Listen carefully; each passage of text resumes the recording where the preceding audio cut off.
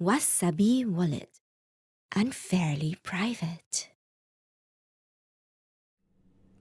What's up, everyone? I'm Ben with the BTC Sessions, and this is your daily session.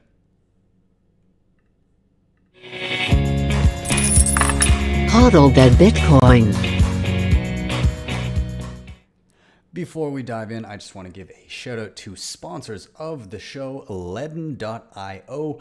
I've been working with these guys for a while now. I think back March or April of last year, so over a year now. And they offer a bunch of different things that you can utilize your Bitcoin for. So the first thing that I ever used them for was their Bitcoin-backed loans. I happened to be in a pinch. I needed some dollars, and rather than sell my Bitcoin and incur a taxable event and potentially have to buy back higher, I was able to actually put my Bitcoin in a dedicated address that I could audit 24/7. Once it was in there, I got a loan to my bank account within 24 hours, and when I paid that back, I got back the exact same Bitcoin that I originally deposited. Now, they've got a couple other things. They've got their Bitcoin and USDC savings accounts where you can earn up to 7.5% interest, and they've got their B2X offering. That's where you use the same loan mechanism to instantly buy more Bitcoin, effectively doubling your Bitcoin on the spot. So if you want to check out any of that, there's a link in the show notes down below. And if you use that link to get a loan, then they'll actually give you $50 worth of Bitcoin for free. And secondly, we've of course got Coincards. Now, I've been using these guys all the way back 6 years already. The first time I ever used these guys was back when I was trying to live on Bitcoin for the very first time, which back then was much more difficult than it is now, but these guys were a godsend. Mike is awesome. He's been running this and growing this company for 6 years now. And yeah, it's really easy. Just use your Bitcoin to buy gift cards. So if you're like me and you're trying to make that transition to relying less on banks and being more self-sovereign and trying to take advantage of Bitcoin and really, I guess, kind of walk the walk and talk the talk, this could be an excellent option for you. They've got tons of different options, pretty much anything you could possibly want to buy in the form of a gift card. They accept Bitcoin on mainnet and on Lightning as well. And hey, if you got some shit coins that you want to dump and pick up something of value with them, then you can also do that here too. So be sure to check them out. Again, as with Ledin, there is a link in the show notes down below if you want to check them out. And with that, let's dive into the news. So Trump, back in 2018, apparently told the Treasury Secretary Steve Mnuchin to quote unquote go after Bitcoin. This is from the new book from John Bolton, which is apparently coming out soon on June 23rd, although the Justice Department has filed a lawsuit against Bolton and has urged the court to stop release, claiming it contains classified information. So regardless, let's get to the meat of this thing, what he actually said. So apparently, a part in the book, it says that in a terse exchange about imposing sanctions and tariffs on China, Trump reportedly told Mnuchin, "Don't be a trade negotiator," ordering him to instead go after Bitcoin, in brackets, for fraud. He said, "If you don't want me on trade, fine. Your economic team will execute whatever you want," Mnuchin retorted. So yeah, this is, again, an excerpt from the book, and it was obtained by the Washington Examiner.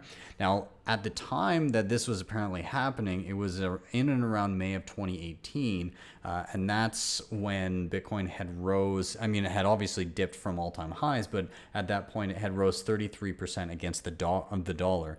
And so it's kind of unclear from the excerpt what led Trump to order Mnuchin to crack down on Bitcoin, and whether they had been talking about it previously just before this happened or not.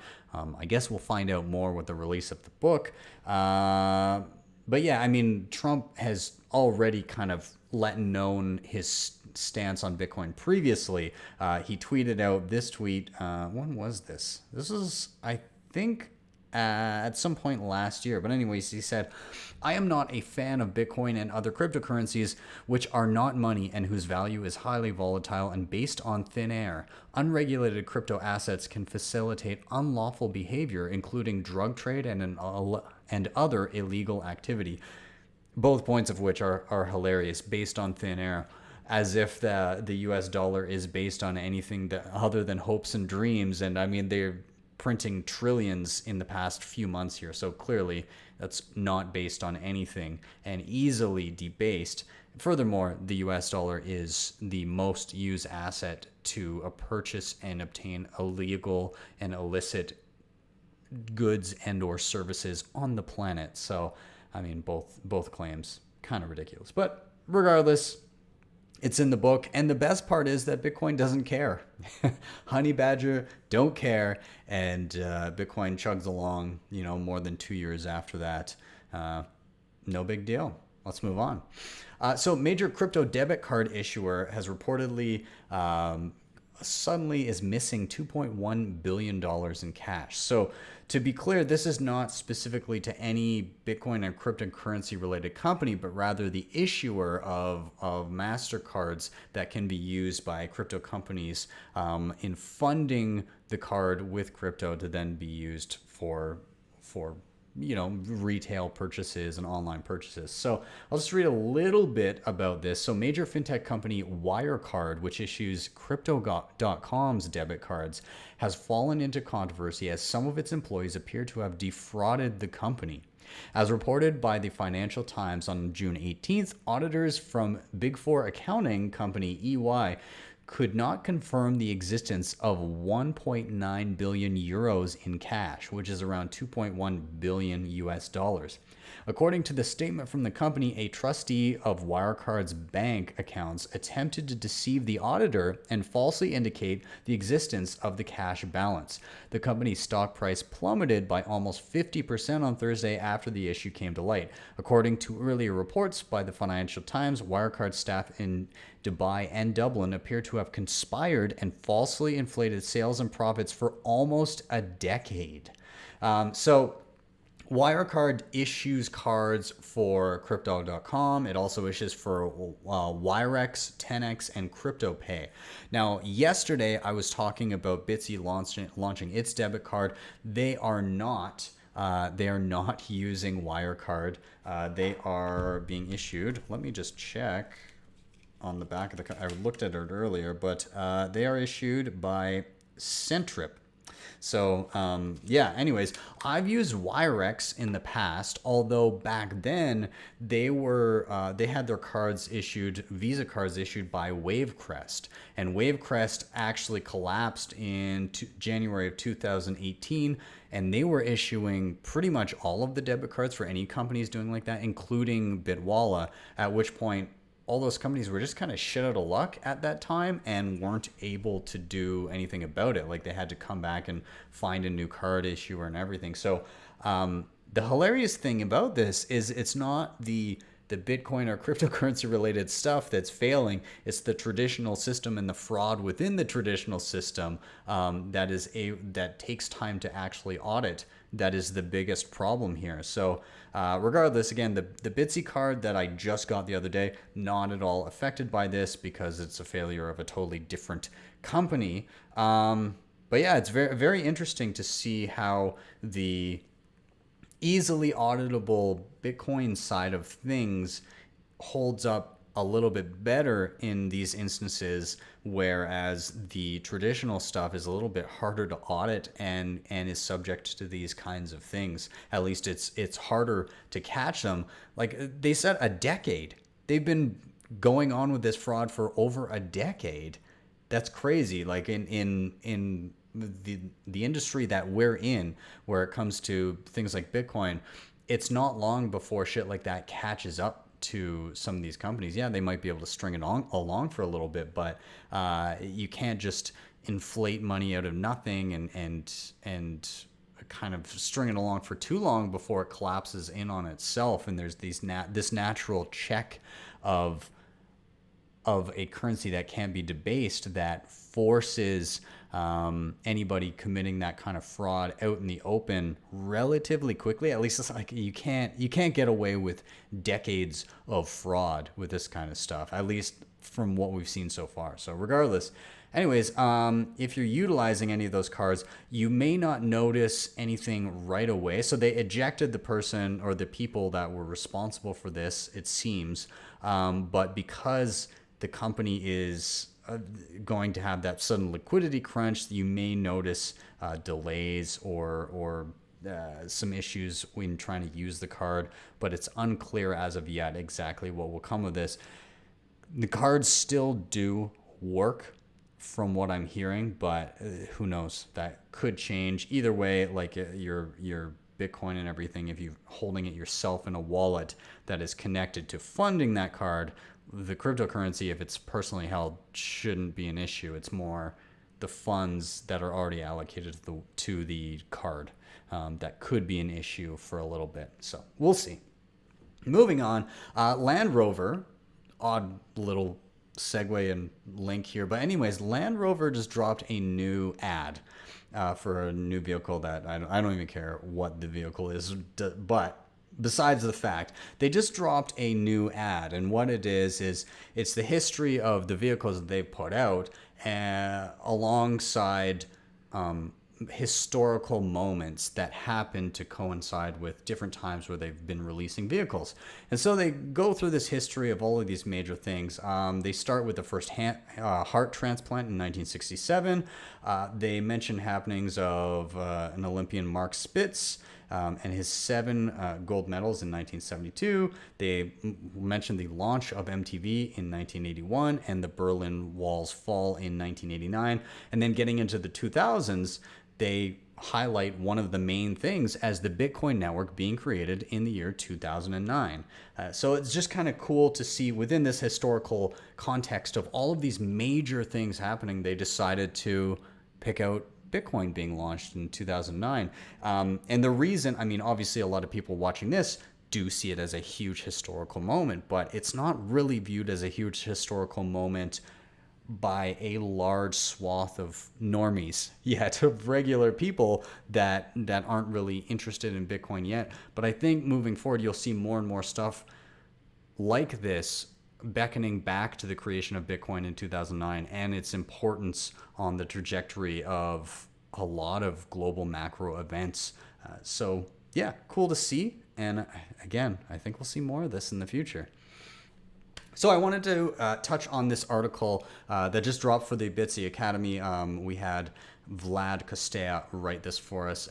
Excellent article. It's talking about Lightning Network versus Liquid. Which one is for you? And so the way that this article is kind of broken down, it's in different, not necessarily use cases, but categories and features. And so he goes through and says, okay, based on this particular feature, which one wins? And so the ones that he talks about transaction limits and liquidity, he talks about security, he talks about decentralization, privacy, speed, and transaction fees. Okay, and he goes through all of those and talks about how each one is influenced by the protocol being used. And it's very, very, I think it's well split up, and it's not super biased towards one or the other, I found, but more just kind of outlines, what is it for and what are you trying to do? And in that context, how will it best serve you? So I do recommend you check this out.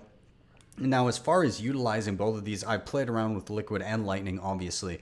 I think my favorite Lightning wallet thus far has been Phoenix Wallet. Because of the ease of use, you don't really have to really set anything up. It automates a lot of stuff. Now, that does result in, you might be paying like 10 sats or something for a transfer or whatever, but it also is just so seamless. When you scan a regular Bitcoin QR code instead of a Lightning invoice, it detects that and knows that you want to swap from Lightning out to main chain Bitcoin, and vice versa. It'll actually easily help you move money in and out of Lightning relatively seamlessly. So I do recommend you check that one out. And then for Liquid, obviously, given that it was created by Blockstream, the Blockstream Green wallet allows you to utilize the Liquid network. Now, I don't use Liquid as much. I think it's more of a tool for large traders and inter-exchange settlements, things like that. But it's still fun to play around with, and they do have confidential transactions. Keep in mind, it is a one-to-one peg with Bitcoin, so it's a separate token. It's a side chain of Bitcoin, so it's not, while there are definite security measures making sure that that one-to-one peg is maintained, just know that it's not it's not specifically Bitcoin, I'll say. It is a one-to-one peg token on a sidechain of Bitcoin. So keep that in mind, whereas Lightning is actually Bitcoin locked in a channel that is, I mean, you can audit both to prove that they're there, but just there are different trade-offs. So keep that in mind. But if you're looking to play around, Blockstream Green and Phoenix Wallet, I would start there. Moving on, I really enjoyed this website that I came across, bitcoinqa.com/nodecompare. And what it has here is a bunch of different plug and play nodes that you can get or build yourself. And it gives all of the different features that could be included or are included, and gives them yeses or nos and any of the cons and starting prices and all of that. So they talk about whether you build it yourself, what the hardware is that's supported, things like does it have Lightning, Ride the Lightning, Remote Tor, CoinJoin, BTC Pay Server, Block Explorer, Mempool Viewer, Samurai's Dojo, any other unique features, the pros and the cons, what it's best at, and the starting price. And so it's a very nice little rundown here. When I'm looking at it, maybe I'm a little bit biased, but man, my node just literally has everything, and that's what I love to use. Nano looks pretty rad as well. I haven't played with one of those. Raspberry Blitz, they've got Ronin Dojo in there. They've got the various types of MyNode that you can use, and a couple different types of Nodl as well. Either way, very useful site. So kudos here.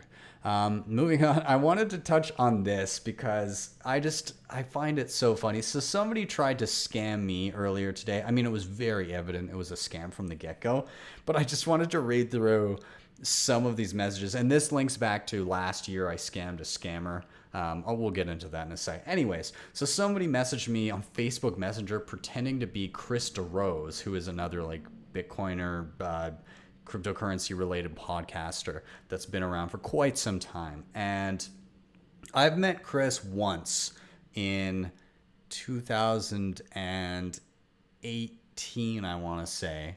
2018, I believe, in the fall. I was down at a conference there, and so I got to meet up with him, chat with him for a little bit. Really nice guy. I had some really good conversations with him, but besides the fact, anyways, this guy's posing as Chris DeRose, and I'll just go and look at some of the conversations. So we get chatting, and I, right away I was like, I'm pretty sure this isn't him, obviously, but yeah, we get to just some small talk, and I was probing. I was like, hey, when was the last time I saw you? I can't remember. And I mean, it's obvious he should know that we met once. He's like, yeah, it's been forever, man. I can't recall when we last saw. That's funny because we've only seen each other once ever.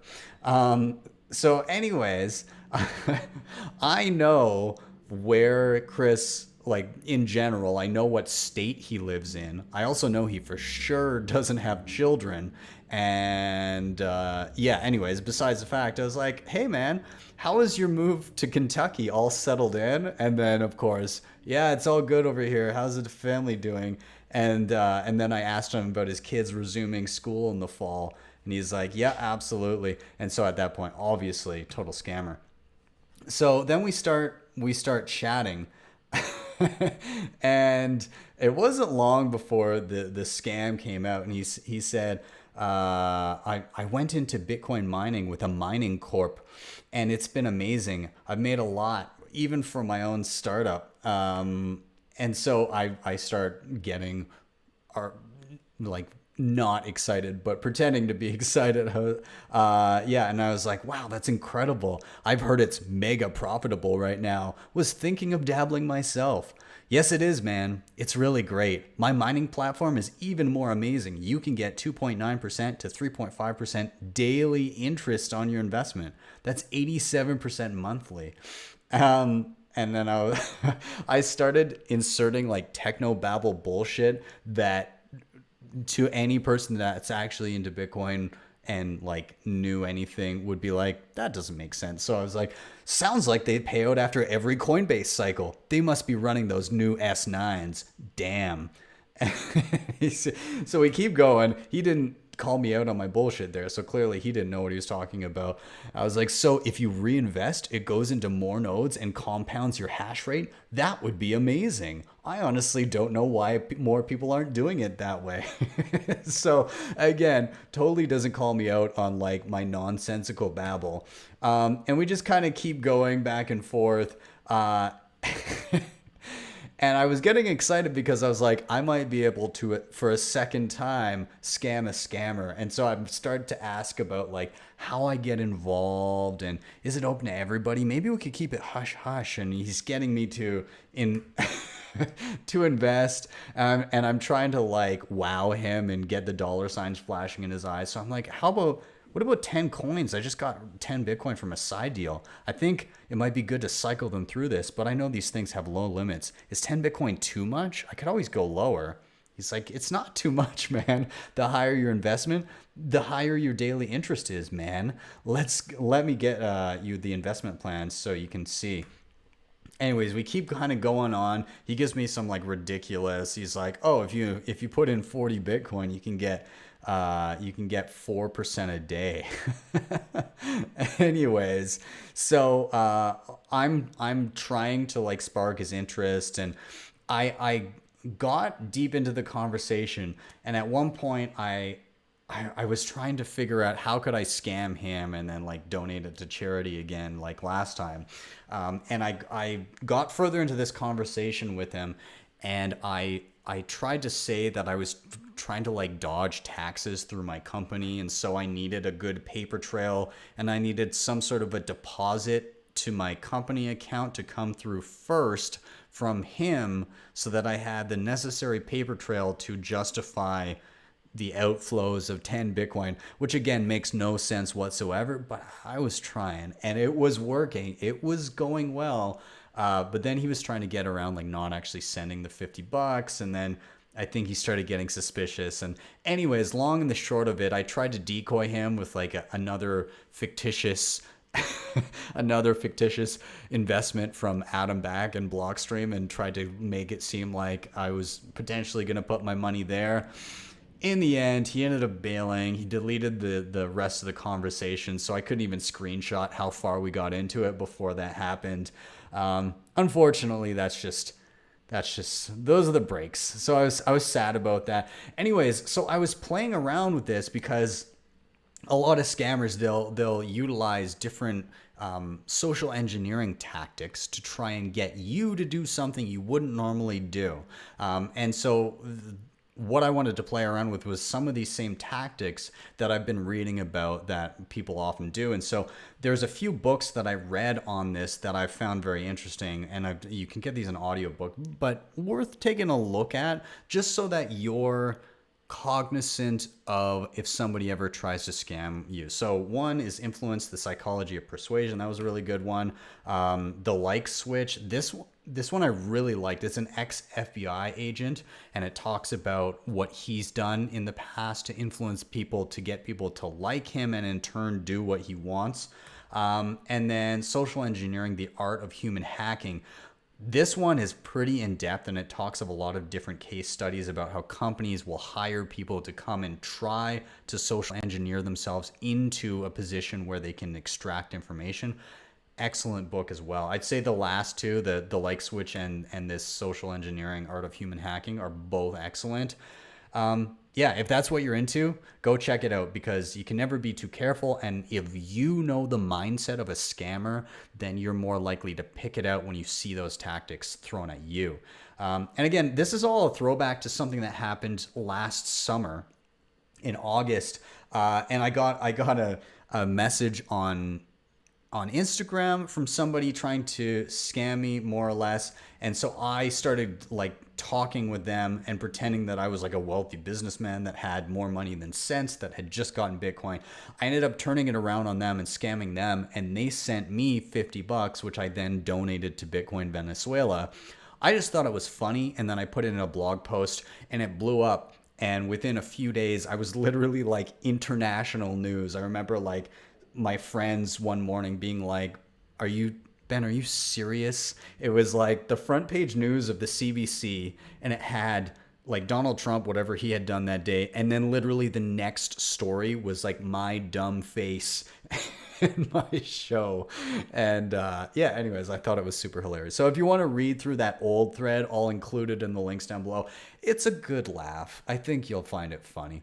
Anyways, guys, I am going to wrap up there. Thank you so much for watching and or listening.